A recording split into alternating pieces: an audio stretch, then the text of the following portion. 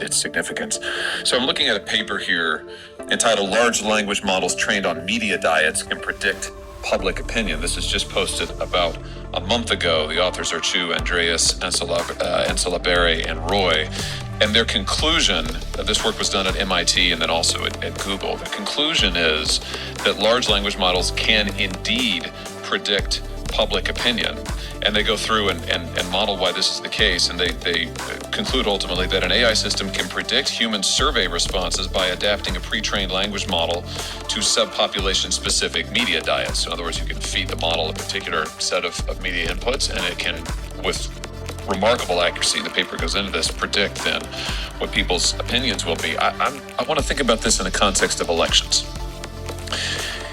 If these large language models can, even now, based on the information we put into them, quite accurately predict public opinion, ahead of time. I mean, predict is before you even ask the public these questions.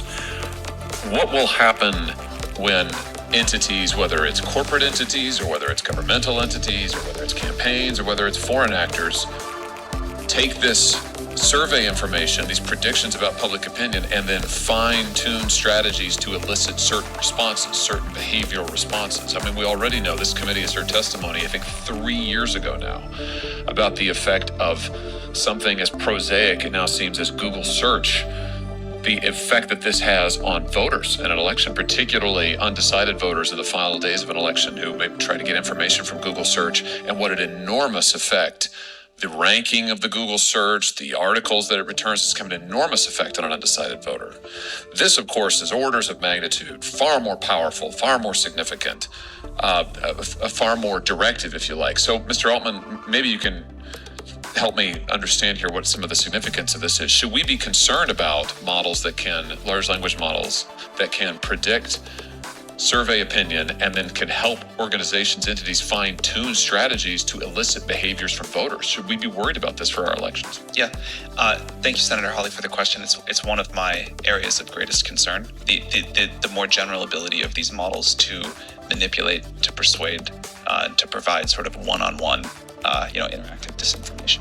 I think that's like a broader version of what we're talking about. But given that we're going to face an election next year and these models are getting better, I think this is a significant area of concern. I think there's a lot of policies that companies can voluntarily adopt, and I'm happy to talk about what we do there. I do think some regulation would be quite wise on this topic. Someone mentioned earlier, it's something we really agree with. People need to know if they're talking to an AI. Welcome to the Retro 21 Studios podcast. I'm your host, 7 Squared. This is episode 1. You're just listening to a congressional hearing from a couple of weeks ago on the subject of artificial intelligence. Congress conducted a Q&A with members of the AI community, such as OpenAI and IBM and other representatives. The conversation centered around a need for regulations. If you recall, over the past few weeks, Jeffrey Hinton from Google raised concerns, big concerns, around artificial intelligence, around bad actors. Jeffrey made a very dramatic statement that he left Google in order to be able to speak freely. And that gives you the impression that folks are chasing after him or something along those lines. But in any case, there was a lot of alarm bells that went off. And then it's been followed up with others saying that AI poses a significant threat to humanity. So whether or not these concerns are a bit overblown, we'll discuss that. There's, again, certainly individuals out there who are saying they are, in fact, overblown. And so part of episodes 1 and 2 is to dig into this topic in more depth. In the first episode, what I'd like to do is provide a stronger context around AI, just to provide a firm understanding, a decent understanding as to what this technology is, what is its origins, some of the roadmap around AI. What are some of the expectations? And there are impacts on society. The expectation is that those impacts will be primarily positive, but there are concerns as well. And I think these concerns are similar to what we saw with the advent of computers in the workplace, robotics. Jobs will be replaced, people will be moved out, there'd be massive unemployment because the robots and the computers are controlling the world. So this is an evolution of that context. So we are dealing with a new technology or evolution of technology because computers are certainly involved. And there are mundane tasks and other activities that these systems can definitely do more efficiently. And so one of the value propositions around some of the AI technologies is that it will help make the work better. It will enhance the experience. So let's see how that plays out. Let's get a firmer understanding. I'm trying to take, at least for this podcast, an objective approach. I'm not saying that there are major concerns out there and that the world's going to come to an end. I'm not saying that AI is a panacea. It's just going to just totally revolutionize the way that we live our lives in this positive manner. So let's see what the balance is. Let's work together to gain that baseline and a shared understanding around the technology. And as we move forward, we will have conversations with experts and obtain their opinion. Where do they stand on the technology from a practitioner's perspective, from an engineering perspective? So someone who's actually working on the nuts and bolts and under the hood of these systems, and then your everyday consumers. And it's interesting that there is a whole nother realm with respect to these technologies where it's not transparent to the end user. You don't necessarily know that you're using AI, while that application of AI may have created a more enhanced experience, a more enriched experience. And in some cases, maybe not so much. Maybe it deteriorated the situation. I don't know. We'll dig into that. So that's where we'll go. I wanted to have some fun here. And so I'm using ChatGPT. So I titled this episode A Conversation with ChatGPT. Folks are probably getting a little bit tired of hearing ChatGPT. It's new, it's innovative, so you're going to hear it quite a bit, and some will burn out on it for sure. So I'm going to take some basic questions around some of the concerns that were raised, but more importantly, to help establish that solid knowledge base. What is the origins of AI? What are the origins of ChatGPT? Who's running ChatGPT? Are there competing tools out there? What's really happening with the technology? What are the various applications? And so I query the tool with respect to some of that information. And I will say, of course, anytime you use ChatGPT, there's a big disclaimer. And that seems to be getting smaller and smaller as we go along, because that disclaimer is, hey, my data set is from 2021. And anything beyond that, it's up in the air. I'll make something up and it could be wrong. So validate my responses. Validate what I'm saying to you because it might not be accurate. So those disclaimers are there. So keep that in mind. What I've done with the outputs and the outputs from ChatGPT, if you're familiar with the tool, is in text form. It's a text tool. And so I take that text and I have another AI tool that is able to harvest the text and convert it into a voice. In this particular case, I'm using two personas. One is William, one is Adriana. And while I'm having fun with the technology, the subject matter is in fact serious. And so I hope it provides an ample foundation. After the first couple of episodes, we'll move into actual interviews. I have some guests lined up. Episode 3, for instance, we're going to talk ag tech. There's a lot of technology happening in the agricultural space. And so there are some guests that are on the horizon that'll shine an additional light in that area. One of the topics is around cannabis. So that's in agriculture. It's a growth industry in some areas. There's a lot of money being made in that field in light of all of the legalization. So we'll talk about that in more depth. But before we do, let's go ahead and have that conversation with ChatGPT. I'd like to welcome William from OpenAI to the conversation. William, of course, is a persona of ChatGPT. Earlier, I did talk about William being trained in 2021 data sets, so that may impact the conversation. Let's see if we could find out where there's gaps, and perhaps William will tell us where there's gaps. There's also conversation around the actual version relative to what William's understanding is. So there's ChatGPT 3.5, ChatGPT 4. And from my understanding, the distinctions between the two, at least in using the tool, is that there's different performance characteristics. One for deeper learning, that's the GPT-4, and the other is ChatGPT 3.5 if you want a higher speed and performance for routine tasks, routine activities. I think that's one of the distinctions at a very high level. Hopefully William could provide us more detail. William, are you there? Welcome. Hello. It seems there may be a small misunderstanding. I'm actually an aid developed by OpenAI, known as GPT, Iterative Pre-trained Transformer. As of my training data cut, off in September 2021, the latest version is GPT-3. But you mentioned GP4, which suggests that there may have been updates since then. To answer your question, GPT is a type of artificial intelligence model designed to understand and generate human-like text. It's trained on a diverse range of internet text and can respond to a variety of prompts by generating text that's relevant to the input it's given. This can be used for tasks like translation, answering questions, creating written content, and more. Please note that while GP is designed to understand and generate text in a human-like way, it doesn't have beliefs, opinions, or consciousness, and it doesn't have access to personal data about individuals unless it has been shared in the course of the conversation. It generates responses based on patterns and information in the data it was trained on. For instance, you address me as William, but as an AI, I don't have a personal name. I'm simply referred to as GP to chat, or chats. I hope this helps clarify things. Let me know if you have any other questions. Okay, so you don't like William. I understand. So William, is ChatGPT capable of voice to text? G3.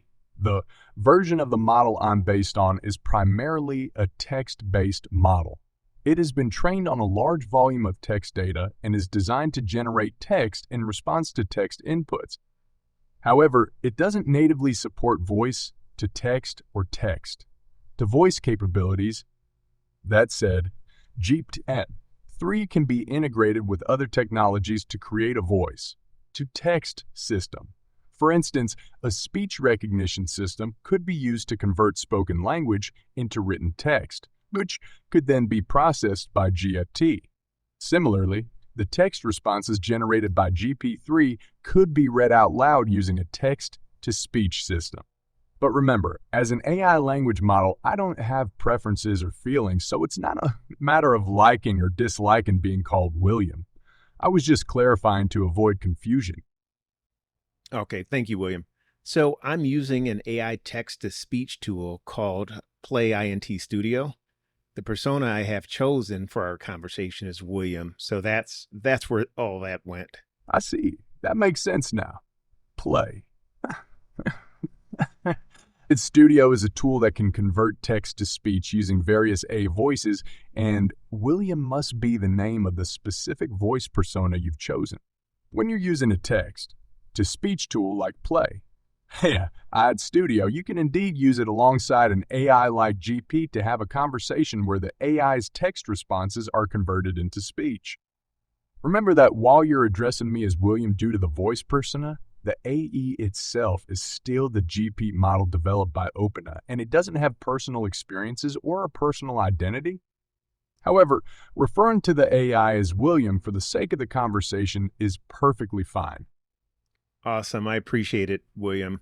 I also noticed that in the course of your conversation, there's certain words like GPT that they're a bit garbled.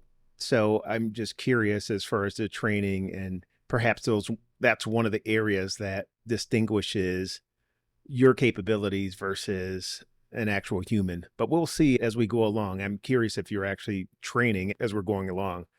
So please tell me a little bit more about OpenAI and what led to the creation of ChatGPT. OpenAI was founded in December 2015 by Elon Musk, Sam Altman, and a group of other technology leaders. The goal of the organization is to ensure that artificial general intelligence, AG, highly autonomous systems that outperform humans at most economically valuable work, benefits all of humanity. Valuable work benefits all of humanity. OpenAI has committed to principles that include broadly distributing benefits, prioritizing long-term safety, striving for technical leadership, and maintaining a cooperative orientation by actively cooperating with other research and policy institutions. GEP, or Generative Pre-trained Transformer, is one of the models developed by OpenAI.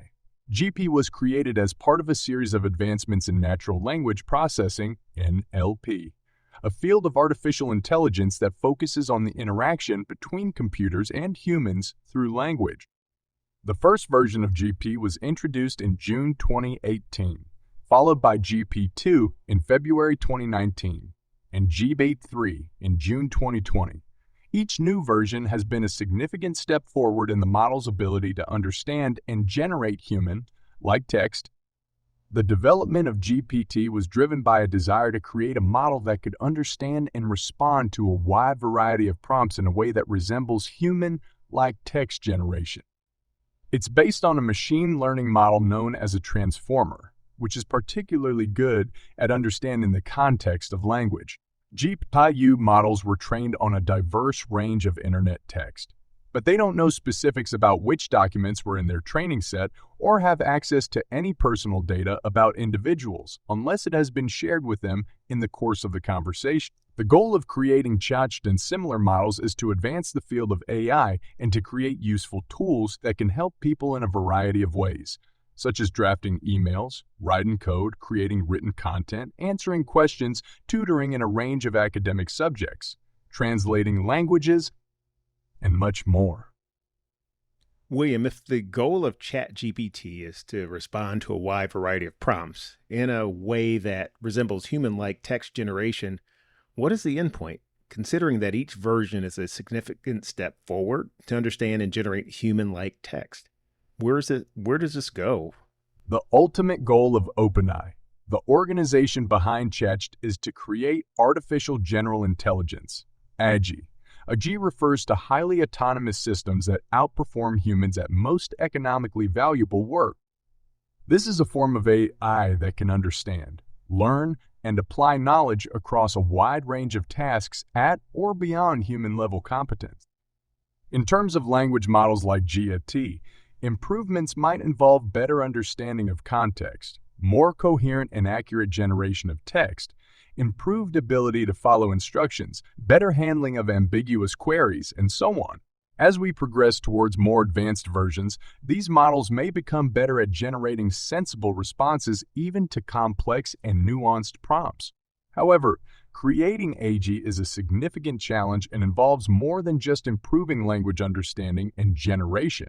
It requires systems that can reason, learn from experience, understand complex concepts, plan, and make decisions, all potentially in real-world dynamic environments. OpenAI is also committed to ensuring that AGI, when created, is used for the benefit of all, and to avoiding uses of AI that harm humanity or concentrate power unduly. So, the endpoint is not just about technical capability, but also about ethical and beneficial use of that capability. So how do you help humans if the goal is to understand, learn, and apply knowledge across a wide range of tasks at or beyond human-level competence? Won't this harm humans? Hello, this is Ariana. I am taking over for William. I listened to his responses to your earlier questions. So, M squared, your question touches upon important ethical and societal considerations in the development and deployment of artificial intelligence, particularly artificial general intelligence, AG. While AGI is designed to perform tasks at or beyond human-level competence, the goal is not to replace humans, but rather to augment human abilities and productivity. For example, AI can automate repetitive tasks, help in decision making where large amounts of data need to be processed, assist in areas where there are shortages of human expertise, and enable new services that were not previously possible. Here are a few examples of how AI can be beneficial. 1. Education. AI can provide personalized tutoring, adapting to the individual student's learning style and pace, and ensuring they get help exactly where they need it. 2. Healthcare. AI can help in diagnosing diseases by analyzing medical images, help in drug discovery, and provide personalized health advice. 3. Business. AI can help businesses make better decisions by analyzing large amounts of data, automating repetitive tasks, and predicting future trends. 4. Environment. AI can help in climate modeling, predicting environmental disasters, and optimizing energy use. However, it's important to note that the deployment of AI does pose challenges and risks, such as job displacement due to automation, privacy concerns, and the potential misuse of AI.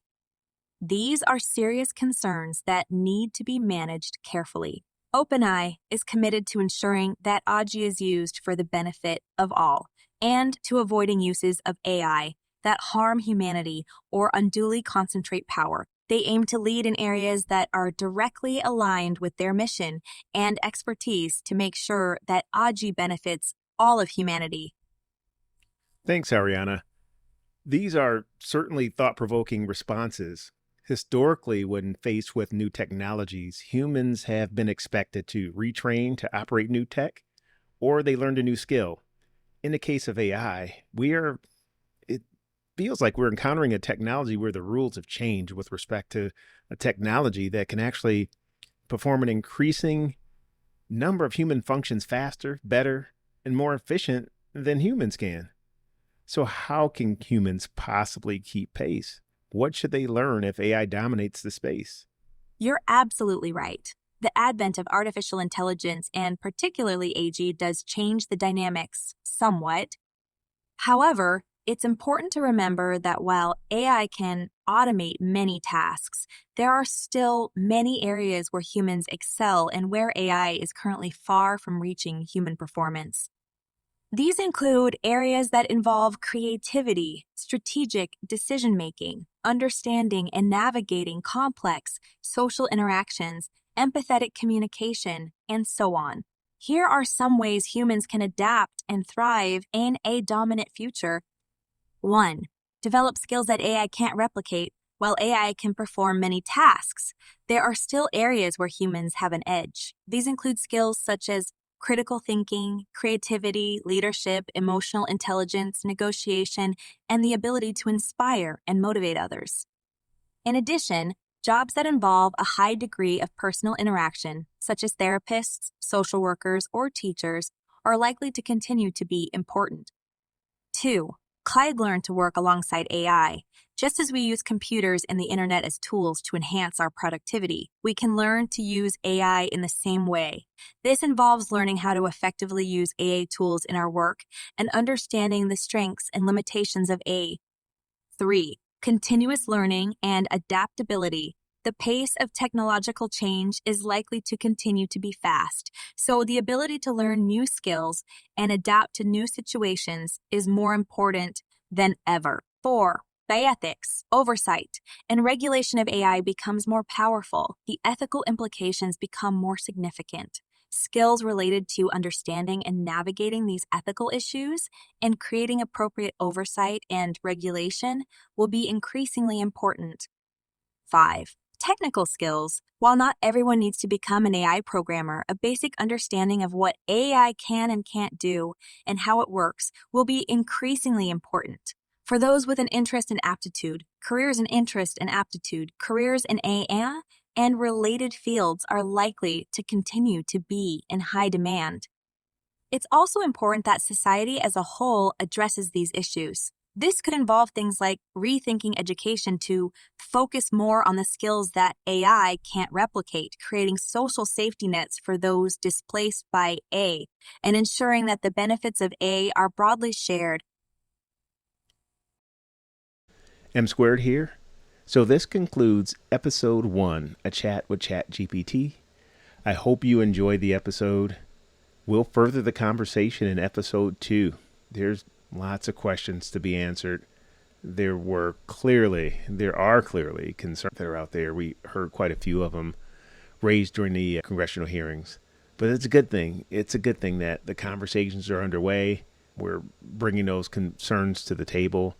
Let's hope that if there's governance in the form of regulation, that it's the right regulation, because there is a concern with any legislation. It's always a balance. And we want to make sure that we're weighing the need for a certain level of security around AI, because there's certainly bad actors. There's no denying it. There's bad actors out there.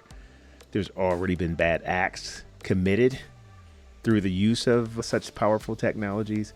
So yes, we definitely need the governance piece. But at the same time, we want to ensure that the regulations, the constraints are not so onerous that it impedes innovation.